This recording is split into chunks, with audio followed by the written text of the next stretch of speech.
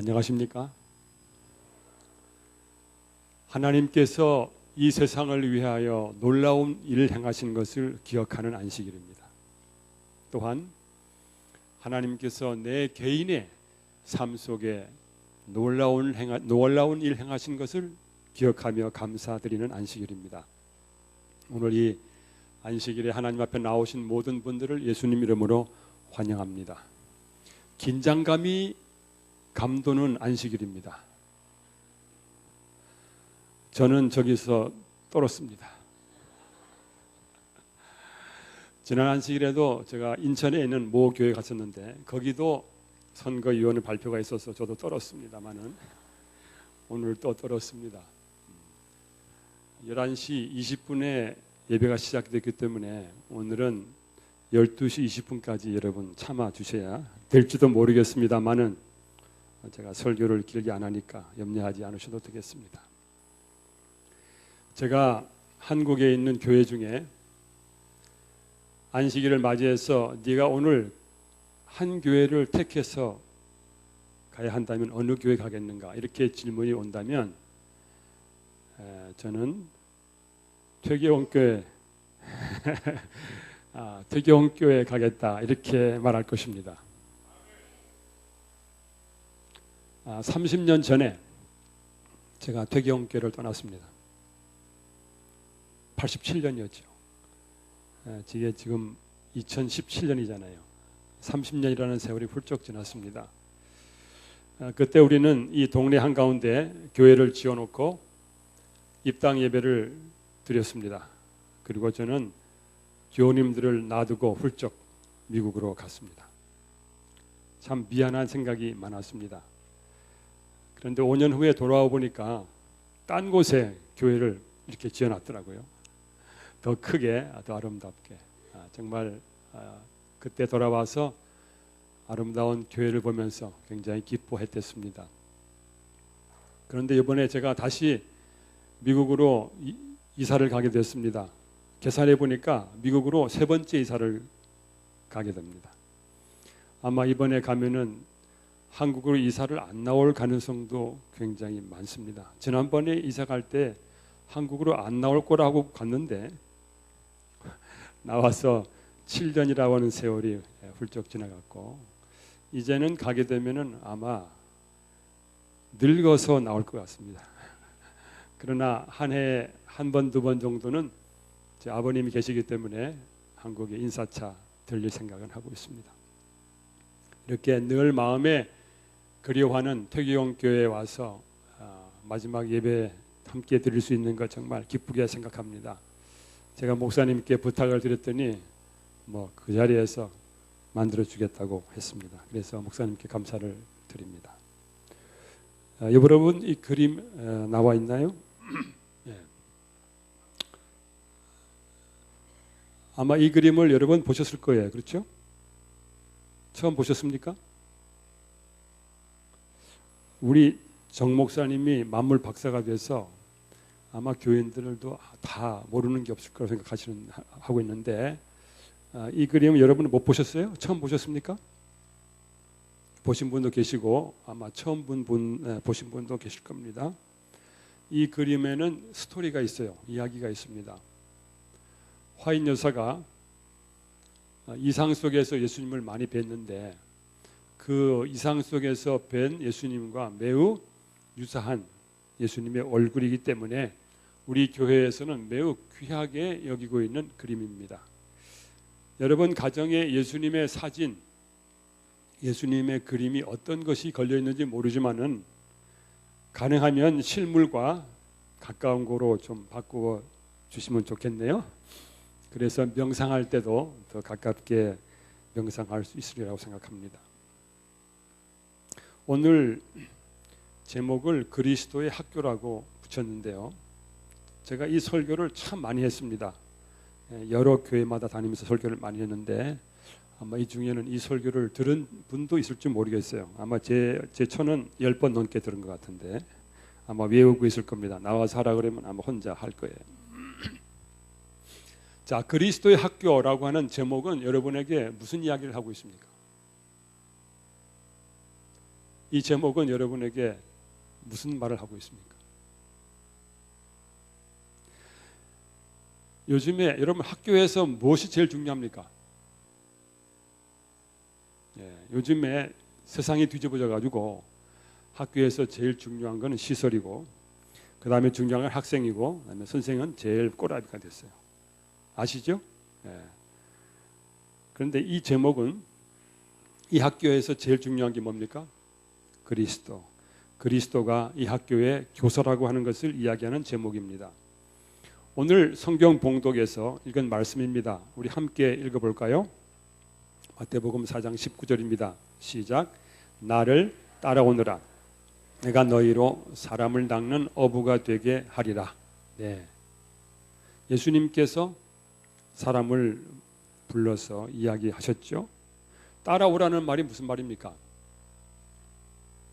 내가 앞에 가니까 내 뒤를 졸졸 따라오라, 그런 뜻입니까?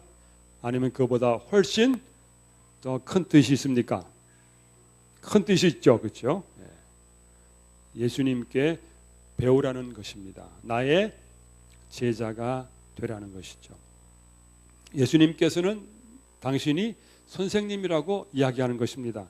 나는 선생님이고 너희는 학생이니까 나한테 배우라는 것이죠. 그 다음에 사람을 낚는 어부가 되게 하겠다고 그랬어요.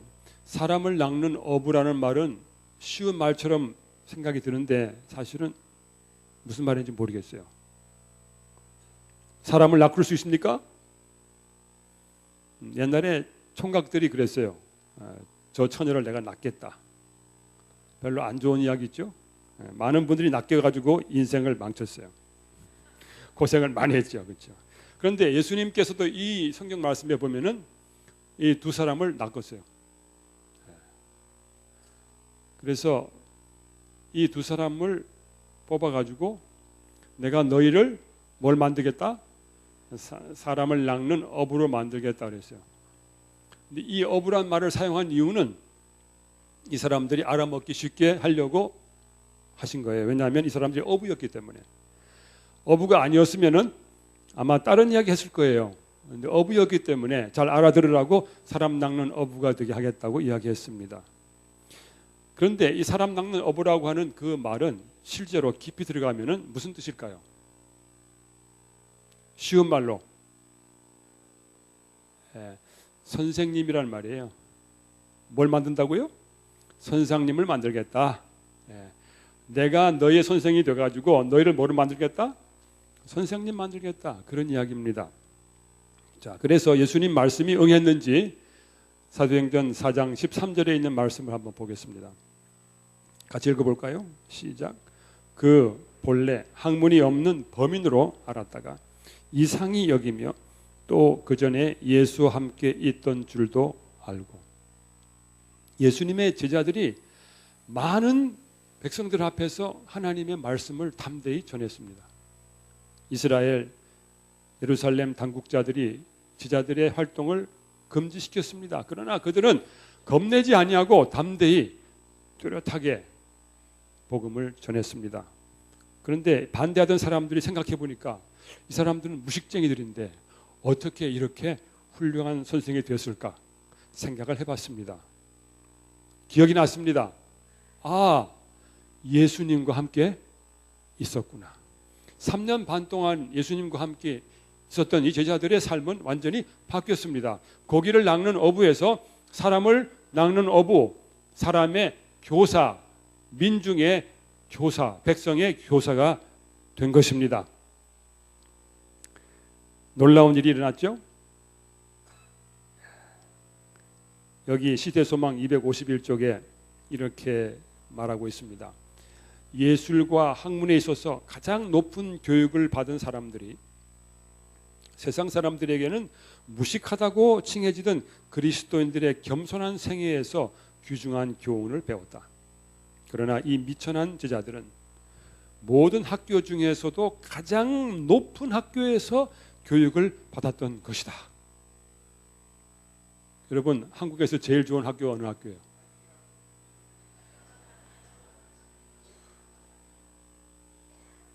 밖에 나가서 물으면 뭐라고 그래요? 다 뭐 스카이라고 그러잖아요. 뭐, 예. 그런데 그거보다 뭐예요? 훨씬 더 높은, 제일 높은 학교예요. 이 한국에서 그 학력 콤플렉스가 얼마나 심한지 몰라요. 제가 아는 어느 대학교 교수인데, 아주 똑똑하고 유능한 교수인데, 자기가 서울대학 안 나왔다고 하는 컴플렉스가 얼마나 심한지 몰라요. 여러분과 저는 학력 콤플렉스 느낄 필요 없습니다. 왜요? 학교 중에서 제일 높은 학교에서 교육받고 있으니까. 선생님이 누구시라고요? 예수님이에요. 예수님이 여러분의 선생님이세요. 우리 교회는 끝까지 안식일 학교를 하고 있잖아요. 네.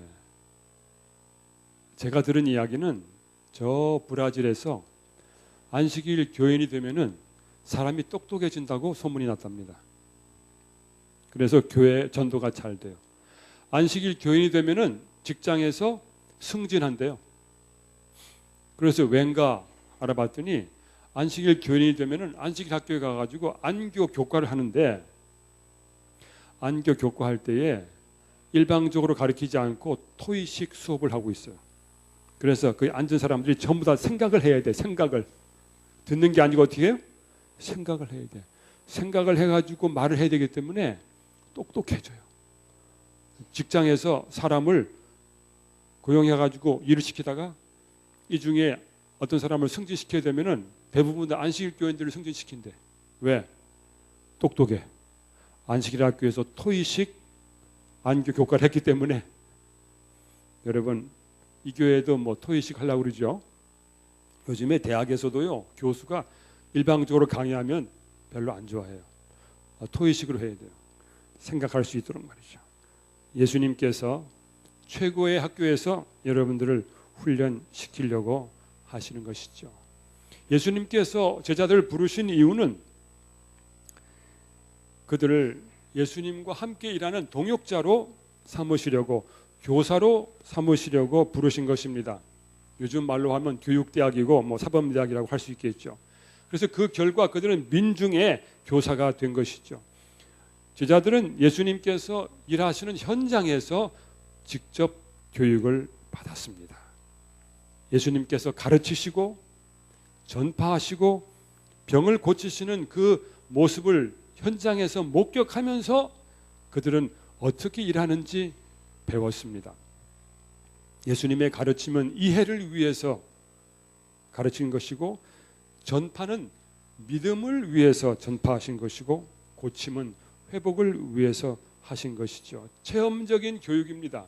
이론적인 교육이 아니고 실제적인 교육이죠. 예수님 제자들은 무엇을 보았습니까? 예수님께서 병 고치시는 장면들을 보았습니다. 제자들은 무엇을 들었습니까? 예수님의 교훈을 들었습니다.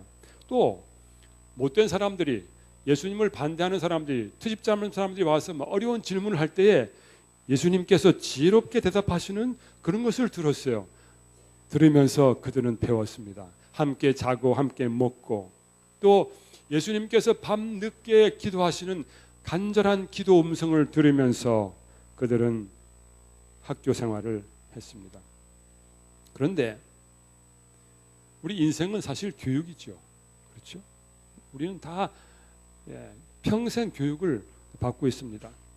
이 교육의 역사, 학교 역사를 보면은 에덴의 학교가 있었고, 그 다음에 지상에 와가지고는 가정 학교가 있었고, 그 다음에 가정 학교가 구실을 못하게 되니까 선지 학교가 있었고, 그리고 나중에 예수님이 오셔서 직접 학교를 운영하셨습니다. 그것이 바로 그리스도의 학교고, 그리고 여러분과 제가 구원받고 하늘에 들어가면 여러분 학교에 들어갈 겁니까?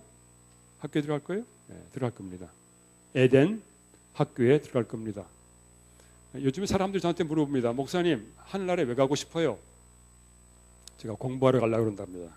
그럼 사람들이 그래요. 미쳤어요? 공부를 그렇게 많이 해놓고 무슨 공부를 또 합니까?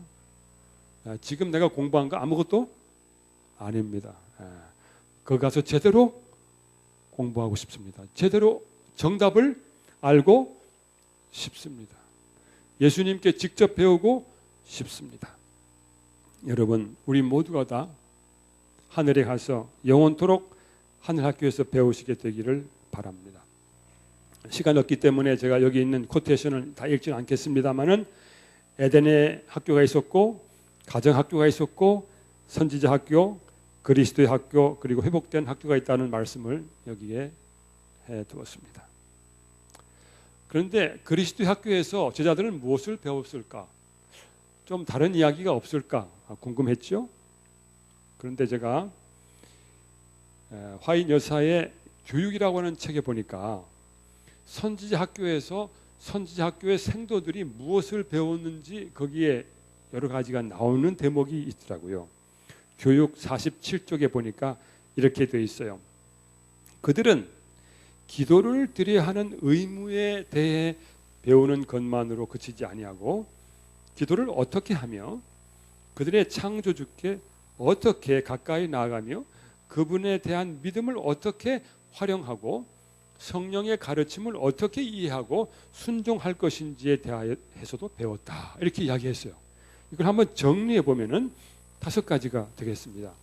첫째는 뭐라고요? 기도의 의무, 둘째는 기도의 방법, 세 번째는 창조주 접근 방법, 네 번째는 믿음 구사, 믿음 활용, 실행 방법, 5번째는 성령의 가르침을 이해하고 순종하는 방법, 이 5가지를 배웠다고 했습니다. 오늘 저는 여러분과 제가 그리스도의 학교의 학생으로서 여러분이 입학했는지 안 했는지 모를 수도 있죠, 그렇죠? 그런데 예수님을 믿은 순간 여러분은 무조건 그리스도 학교에 합격한 것입니다.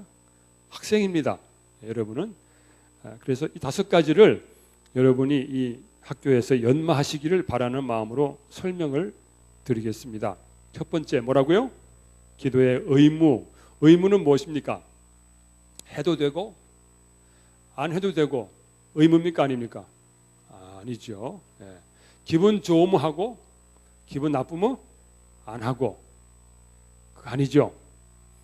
기분 좋든지 하고 싶든지 말든지 반드시 해야 하는 것이 의무입니다. 우리는 기도의 특권에 대한 이야기를 많이 들었어요. 그런데 기도가 특권이기 이전에 뭐라고요? 의무입니다. 여러분이 하나님이 계신 것을 믿는다고 하면 그 계신 것을 표현하는 가장 쉬운 방법이 뭔지 아세요? 기도입니다. 하나님이 계시는 것을 믿는 사람, 하나님이 계신 것을 인정하는 사람은 뭐 하는 사람이에요? 기도하는 사람이에요. 제가 밖에 나갔다가 집에 돌아왔는데 우리 집에 아버님이 계시는데 아버님 방에 들어가지 않고 그냥 제 방에 들어가서 잤어요. 아버님이 계신 거예요, 안 계신 거예요? 계시긴 계시는데 어디 안 계셔? 내 마음에 안 계셔요. 하나님은 계셔요. 그런데 기도 안 하는 사람은 하나님이 안 계셔. 어디 안 계셔요? 내 마음에 안 계셔요. 그러니 기도하셔야 합니다. 여러분, 세상의 종교 가운데 기도를 제일 잘하는 종교가 무엇입니까? 여러분 너무 잘 아시네요. 하루에 6번 기도하게 되어 있는데 그 중에 보통 5번을 기도합니다. 제가 이슬람 국가 몇 군데 갔는데 가면 잠을 못 잡니다. 새벽 3시쯤 얼마 되면 그때부터 시작이에요.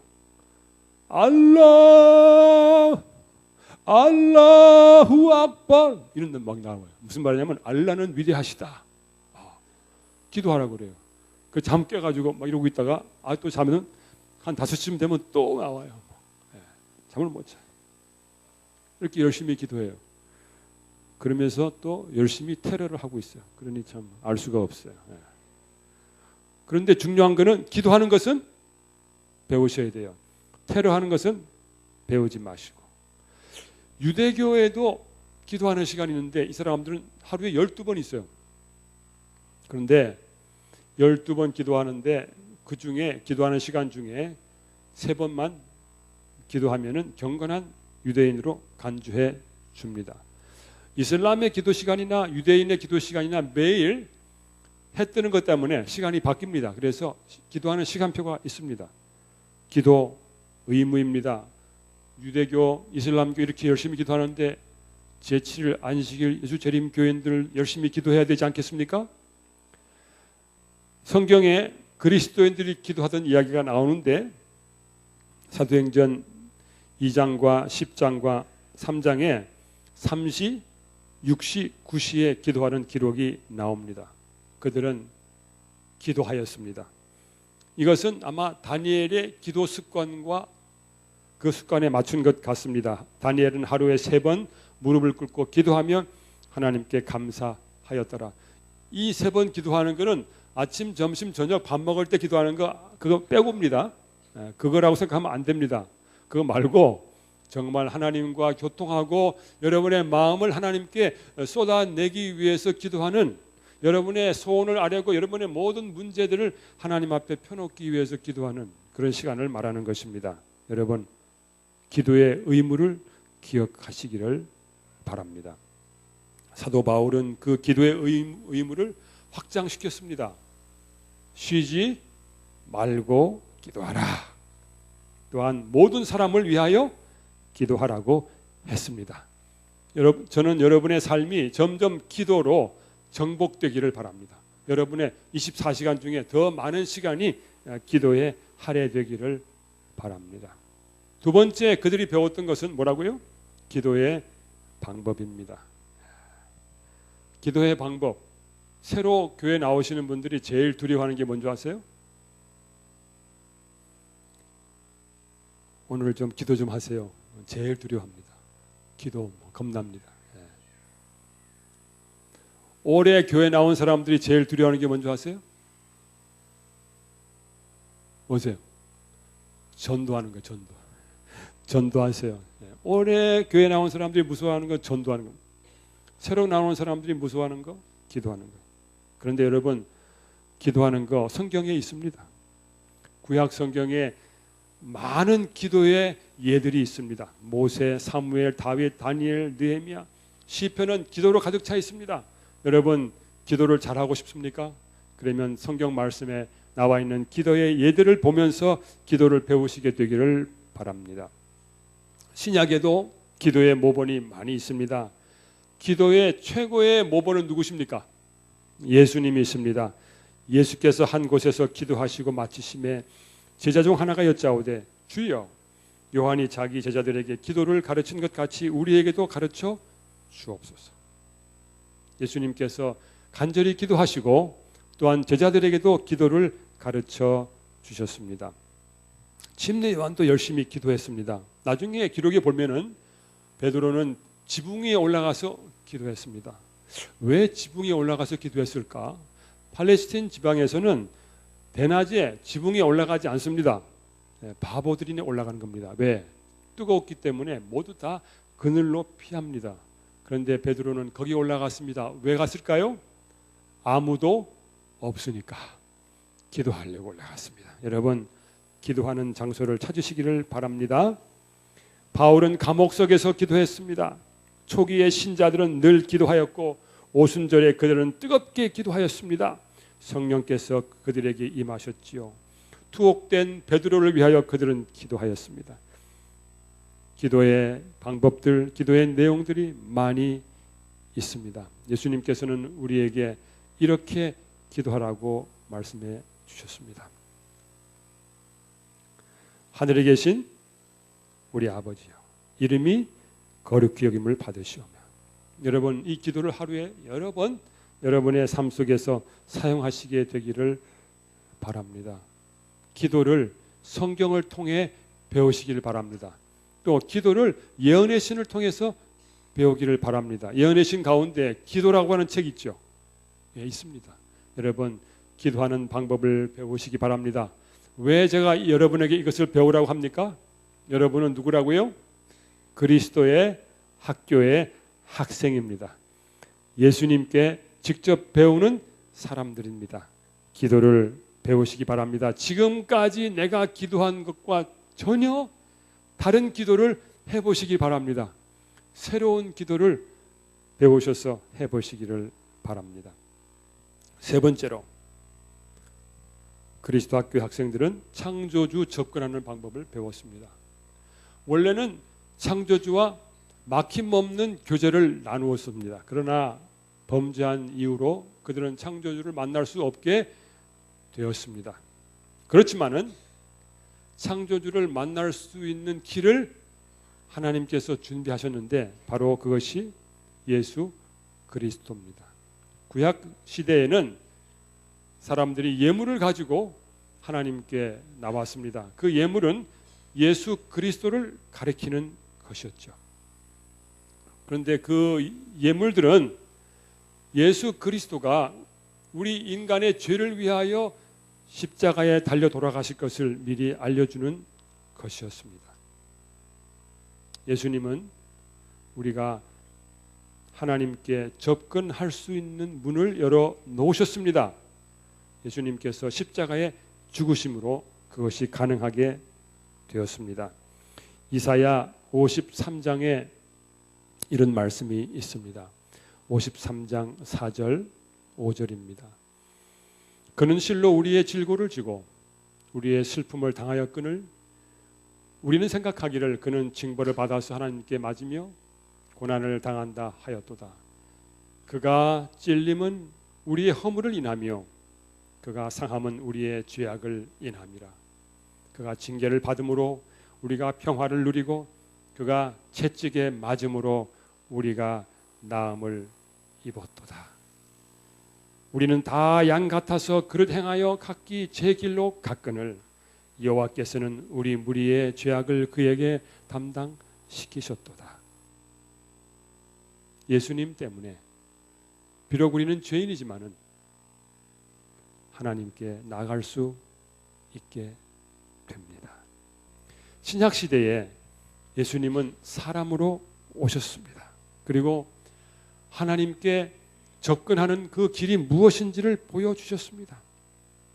예수님은 우리가 하나님을 아버지로 여기고 자비로운 아버지로 여기고 접근하도록 하였습니다. 그 당시에 백성들은 아버지를 무서운 폭군으로 생각했습니다. 그러나 예수님께서는 자비로운 아버지로 인식하고 하나님께 나아가도록 했습니다. 또 예수님께서는 광야에서 금식함으로 하나님께 나가는 다른 길도 보여주셨습니다. 여기 교육 28쪽에 이런 놀라운 말씀이 있습니다. 여러분 잘 보세요. 잘 보시고 제가 여러분들에게 질문을 던지겠습니다. 구세주의 희생을 통하여 하나님과의 교통이 다시 가능하게 되었다. 우리는 몸소 그분의 존전에 나갈 수 없지만 죄로 인하여 그분의 얼굴을 바로 볼 수 없지만 우리는 예수를 통하여 예수 안에서 그분을 볼 수 있고 그분과 교통할 수 있다. 잘 보셨습니까? 제가 질문을 한번 던져보겠습니다. 태교원 교회 교인들이 총명한지 안 총명한지는 이 답을 통해서 알 수 있습니다. 하나님 보신 분 손 들어보세요. 하나님 보신 분 한 분. 예. 예. 예. 지금 여러분 읽으신 이 말씀을 보세요. 예. 이 말씀이 뭐라고 되어 있어요? 볼 수 있다 그랬어요. 예. 많은 사람들이 여러분 하나님을 직접 보면 어떻게 되죠? 죽습니다. 그렇죠. 예. 그런데 여기 화인 여사는 분명히 뭐예요? 볼 수 있다 그랬어요. 뭘 통해서요? 예. 예수를 통하여. 제가 여러분에게 다시 질문합니다. 하나님 보신 분 손 들어보세요. 이제 조금 총명해진 것 같아요. 예. 제가 이 말씀에 근거해서 제가 여러분에게 준다고 했지 않습니까? 예. 자, 이제 여러분 태교원 교회가 이제 교회 하나 더 지어야 될 겁니다. 왜냐하면은 제가 지금 전해주는 전도 방법을 사용하시면 이 교회는 꽉 찰 겁니다. 꽉 찼죠 벌써. 교회 하나 또 지을 거예요. 여러분 주변에 하나님 보여주면은 내가 교회 가겠다. 이런 사람이 혹시 있으면은요 보여주겠다고 장담하십시오. 보여준다고 하세요. 나는 보았다고 하세요. 보셨어요? 안 보셨어요? 보셨어요. 예. 장담하세요. 그러면 보여주겠다 하세요. 너 같은 죄인이 하나님 보려고 하면 조금 도를 닦아야 되니까 내 뒤를 따라서 1년이나 6개월 정도 따라당기면 볼 수 있다고 그러십시오. 교회 데리고 나오고 말씀을 통해서 하나님을 보는 경험을 할 수 있게 될 것입니다. 여러분 두려워할 거 없습니다. 누가 여러분에게 하나님을 보았냐고 물어보면은 보았다고 말씀하십시오. 여러분이 육체적인 경험 때문에 말씀하는 게 아니라 말씀에 그렇게 나와 있기 때문에 나를 본 자는 아버지를 보았거늘 그랬죠. 그다음에 또 우리는 뭐예요? 말씀을 통하여 예수님을 보았어요. 그러니까 하나님을 본 거로 확신하시고 보는 거로 믿는다고 말씀하시기 바랍니다. 그리스도를 높이는 방법, 창조주께 접근하는 방법은 그리스도를 높임으로 이루어질 수 있습니다. 그리스도의 십자가를 사랑하고 그분의 봉사를 본받고 그분의 부활을 우리의 소망으로 삼는 것, 바로 그것이 그리스도를 높이는 것입니다. 이 그림은 보셨겠죠? 보신 적 있으시죠? 이 그림은 우리 교회에서 유명한 그림입니다. 이것은 1800년대부터 우리 교회에서 사용하던 그 그림을 최근에 다시 그린 것입니다. 이 그림을 그리신 분은 한국에서 태어나신 분이에요. 제임스 리 목사님의 아들입니다. 제임스 목사님도 한국에서 태어나셨다 그랬죠. 자, 여기 그림 보시면은 그림이 좀 특별하지 않습니까? 특별히 여기 예수님의 십자가를 중심으로 여러 가지 중요한 사건들이 거기에 다 그려져 있고, 그 다음에 성만찬 예식하는 장면이 있죠. 이 그림이 다르죠. 바닥에 앉아 있어요. 바닥에. 이 그림을 바닥에 앉아 있도록 그린 것은 유대교 랍비하고 이야기하는 가운데 영감을 얻어가지고 그렇게 그렸습니다. 그리고 이 그림을 봉헌하는 때에 이 랍비가 와가지고 예수님을 고백하는 놀라운 일이 일어났습니다. 유대인들은 예수를 안 믿습니다. 유대인들은 예수님이 사기꾼이라고 생각하고 있습니다. 그러나 그 랍비가 이 그림을 보면서 예수님을 고백하는 놀라운 일이 있었습니다. 여러분, 예수님의 십자가를 높이며 창조주 하나님께 나가게 되기를 바랍니다. 네 번째는 믿음 구사, 믿음 활용 방법입니다. 히브리서 11장은 믿음장으로 알려져 있습니다. 근데 거기 여러분 너무나 잘 아시기 때문에 제가 오늘 그 이야기는 하지 않겠습니다. 히브리서 11장에 나오지 않은 다른 여러 사람들이 어떻게 믿음을 사용했는지 우리는 알고 있습니다. 사렙다 과부가 엘리야를 기근 동안에 먹인 이야기가 나오고, 남편을 잃은 과부가 그의 빚을 갚기 위해서 엘리사의 말을 듣고 그 말을 순종하여 기름을 부어서 빚을 갚은 이야기가 있습니다. 이분들 다 믿음을 활용한 것입니다. 여러분, 믿음이 있지 않습니까? 많은 경우에 믿음을 냉장고에다 넣어놓지, 그렇죠? 선반에 넣어놓지 않습니까? 여러분, 냉장고에 있는 거, 냉동고에 있는 거, 꽁꽁 얼어 있는 믿음, 선반에 있는 믿음을 여러분 꺼내서 여러분 삶 속에서 활용하시게 되기를 바랍니다. 나아만 장군 맨 처음에는 거부했지만은 그가 선지자의 말을 믿고 요단강에 들어가서 그의 살이 하얗게 깨끗하게 됐습니다. 여호사밧 왕은 무시무시한 큰 군대를 앞에 두고 하나님께 기도하고 믿음을 가지고 그 전쟁에서 하나님의 힘으로 승리하였습니다. 여러분, 믿음을 여러분 삶 속에 활용하시게 되기를 바랍니다. 신약 성경에서 믿음을 가장 잘 활용하신 분은 누굽니까? 예수님이십니다. 예수님이세요. 예수님은 야이로의 딸을, 과부의 아들을, 나사로를 죽은 자 가운데서 살리셨습니다. 많은 병자들을 믿음의 능력으로 구원하셨습니다. 베드로와 요한, 바울, 이 모든 분들이 믿음을 활용하여 하나님의 거룩한 일을 하였습니다. 여러분, 이 그리스도 학교에서 믿음을 활용하는 것을 배우시게 되기를 바랍니다. 마지막으로 다섯 번째, 성령의 가르침을 이해하고 순종하는 방법입니다. 구약의 많은 사람들은 성경책이 없었습니다. 성경책이 없었습니다. 그래서 대부분의 선조들은 성령의 음성을 듣고 그들의 길을 결정하였습니다. 또 선지자들에게 하나님께서 직접 말씀하셨습니다. 그래서 에녹이나 노아나 아브라함, 모세, 사무엘, 다윗 이런 분들은 이런 성경책이 없었습니다. 모세부터 성경이 기록됐으니까. 그래서 성령의 감동과 가르침으로 그들의 인생을 꾸려갔습니다. 예수님 때도 이런 성경 없었습니다. 구약만 있었습니다. 베드로, 바울, 요한도 그들이 신약 성경을 기록하는 데 참여하였지만은 그들이 사용하던 성경은 구약 성경이었습니다. 그러나 오늘날 우리는 신구약 성경 66권을 가지고 있습니다. 오늘날 끊임없이 그리스도께서는 이 성경을 통하여 우리에게 말씀하고 계십니다. 그리스도 학교의 학생들은 성경 말씀을 통하여 하나님께서 오늘날 우리에게 하시는 말씀을 드려야 합니다.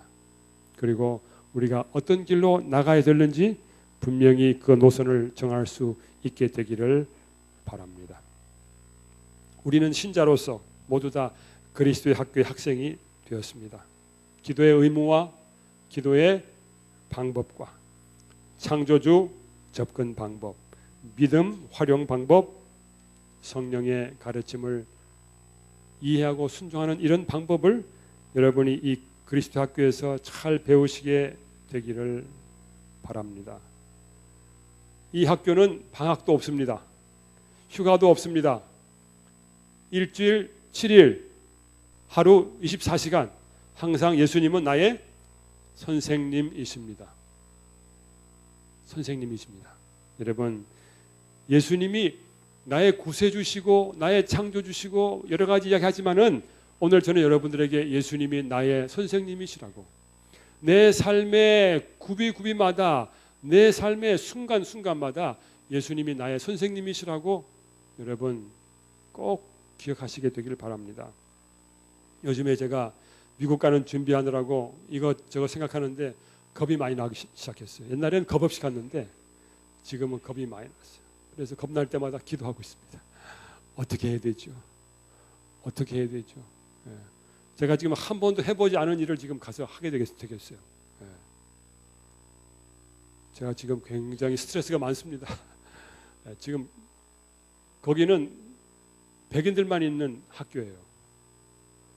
근데 제가 서투른 한국 사람 영어 가지고 가서 학생들 강의해야 되는데 지금 제가 굉장히 스트레스 많이 받고 기도 많이 하고 있어요.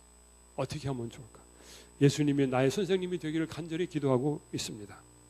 여러분, 예수님이 여러분의 삶의 선생님이신 것을 기억하게 되기를 바랍니다. 마지막으로 시대의 소망 151쪽에 이런 말씀이 있는데요. 성령의 지도 아래서 하나님께 남김없이 바친 마음은 조화롭게 발전하며 하나님의 요구를 이해하고 성취할 힘을 얻게 된다. 약하고 요동하던 품성이 튼튼하고 견고한 품성으로 변하게 된다. 끊임없는 헌신은 예수님과 그분의 제자 사이에 매우 밀접한 관계를 확립시키기에 그리스도인들은 마음과 품성에서 그분을 닮게 된다. 우리가 예수님을 선생님으로 모시고 끊임없이 교제하는 가운데 우리의 품성이 바뀌게 될 것입니다. 맨 마지막에 밑줄을 주어놓은 거 보세요. 그리스도를 위하여 봉사하기를 원하는 자는 의의 태양에 생명을 주는 능력에 의해 활력을 얻어서 많은 열매를 맺어 하나님께 영광을 돌릴 수 있다. 예수님을 여러분의 선생님을 모시고 힘차게 여러분의 신앙의 삶을 나가게 되시기를 간절히 바라면서 말씀을 마치겠습니다.